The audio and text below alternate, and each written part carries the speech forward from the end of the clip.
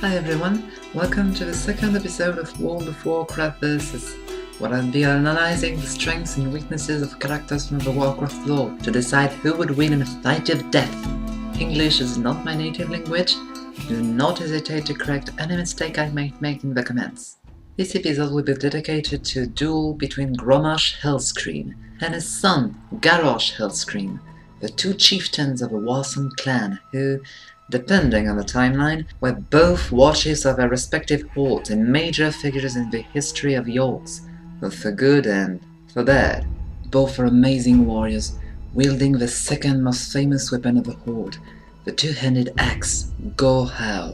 The father is more of a fan favorite than the son, who's more of a fan hated, but both have transformed the entire story of Warcraft right up until the glorious cinematic trailer of the Warlords of Draenor expansion. And looking back, it would be really hard to place them on a sliding scale of good to evil, given the ambiguity and magnitude of their actions. Note that we will be talking about the Grommash Hellscream from the original timeline, the one who drank the blood of Manoroth, and the actual father of Garrosh, not the warchief of the Iron Horde. Both characters will be used in their prime, which, for Garrosh, is during a stand against the Alliance and the Horde Rebellion during the Siege of Orgrimmar, and for Grommash during his warring days from the Third War, when he was offered a rekindling of the demonic pact by Manoroth.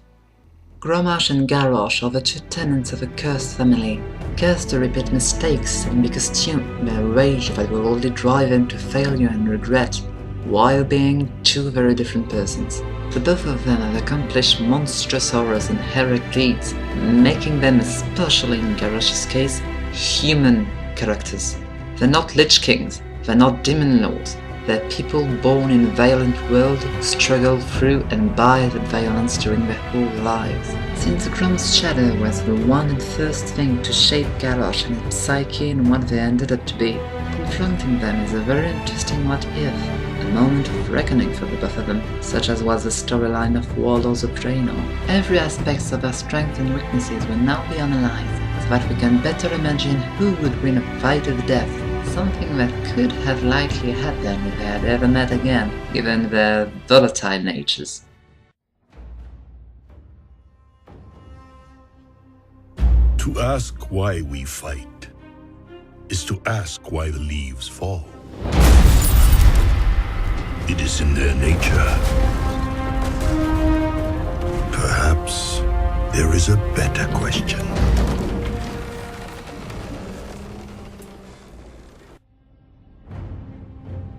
The encounter would be difficult to imagine, given the timeline, but it will most likely occur in the Warsong part of Ashenvale Forest, maybe in the Warsong Gulch, where Grommash and Garrosh would meet about the leadership of the Horde and the Warsong clan. Garrosh would have the heart at his disposal and bring Sadato, and the pool of demon blood would still be available in some part of the forest, not too far away from the battlefield. Maybe a fight would not be the original point of the fateful meeting. Garrosh would probably be anxious to see his father again and present him with the level of power he managed to achieve, while Grom would not really know how to think and feel about this powerful son of his, the one he abandoned in a whole other life in Draenor, the one he probably thought dead. Both would approach on horseback, Grom being accompanied by the Warsong clan, and Garrosh by his faithful followers from the true Horde, maybe some Warsong Outriders. Both orcs would dismount at the edge of their encampments and walk alone into the battlefield. Garrosh would start showcasing his power, anxious to impress Grom, but the latter would be disgusted with Xalato and the true Horde his son had forged, straying much too far away from Thrall's vision. He would not be devoid of affection for Garrosh, but someone like Grommash wouldn't know how to express it. This would be a cold shower for Garrosh, a stab to the gut.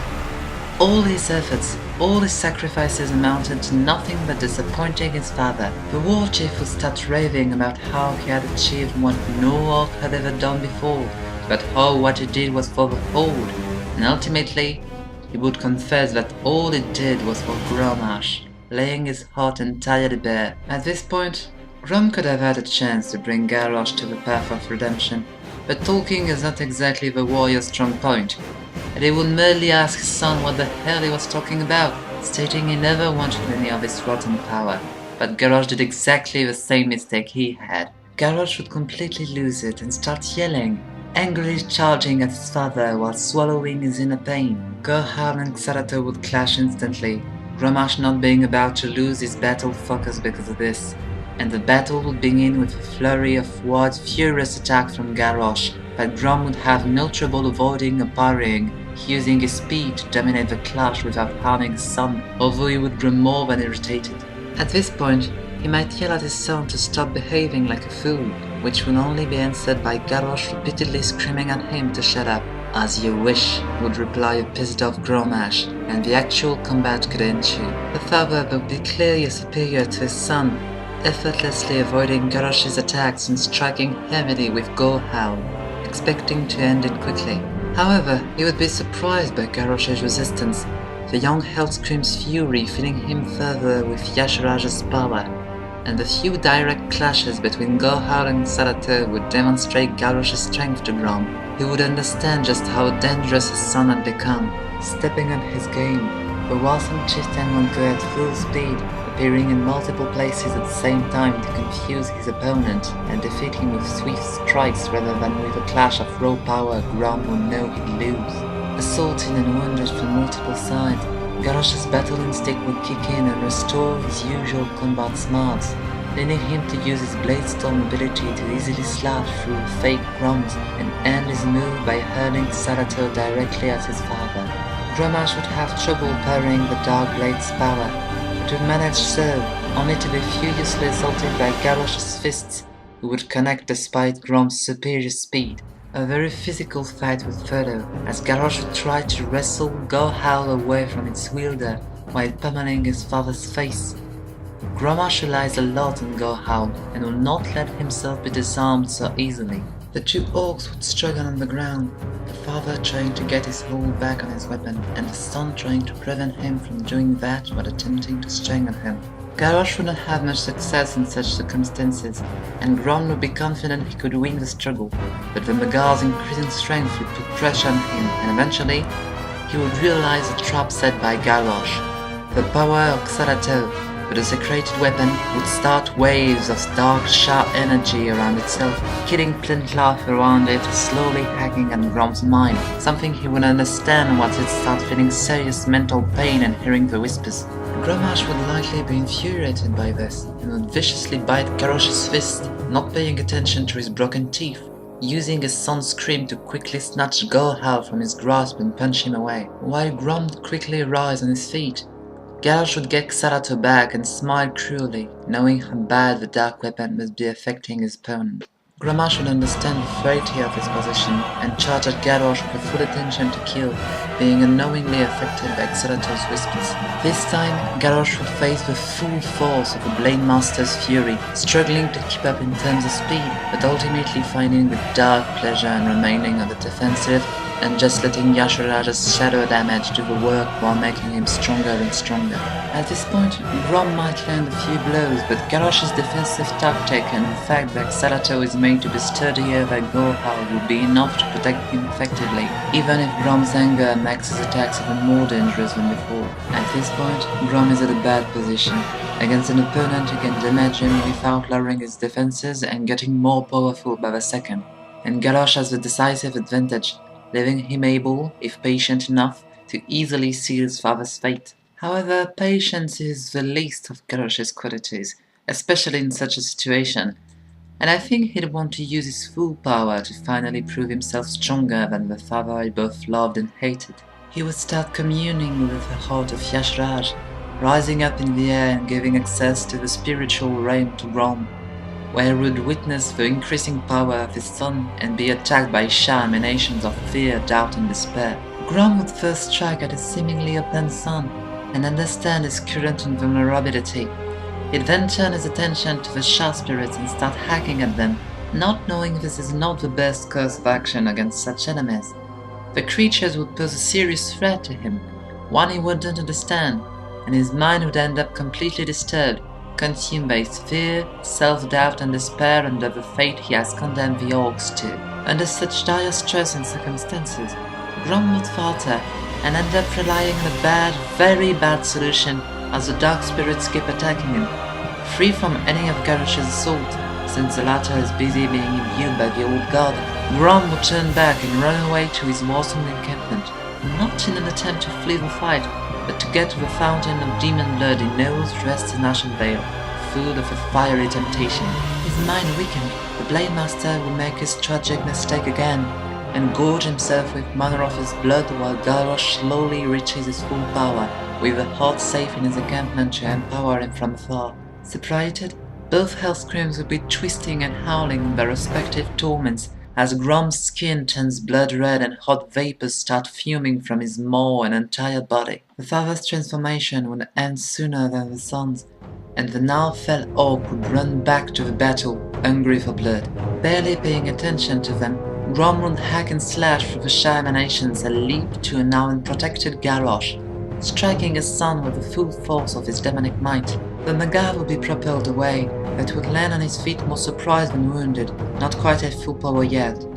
Seeing a red Grom advance with a dark grin, Garrosh found an actual resolve to end his father's life, deciding Grom is unredeemable after all, and that it doesn't need the approval of such a betrayer. Both orcs would shout at each other, striking with horribly powerful attacks, but while Garrosh would be focused on killing his father, Grom would have witnessed the flux of Yasharaj's energy and understood where the source of his son's power was, the Horde encampment at the other side of Warsong Gulch. At the first occasion he would get, Grom would grab Xolotl's hilt without a shred of fear while Garrosh hits, and use his son's own strength to throw him over his shoulder and dash towards the Horde.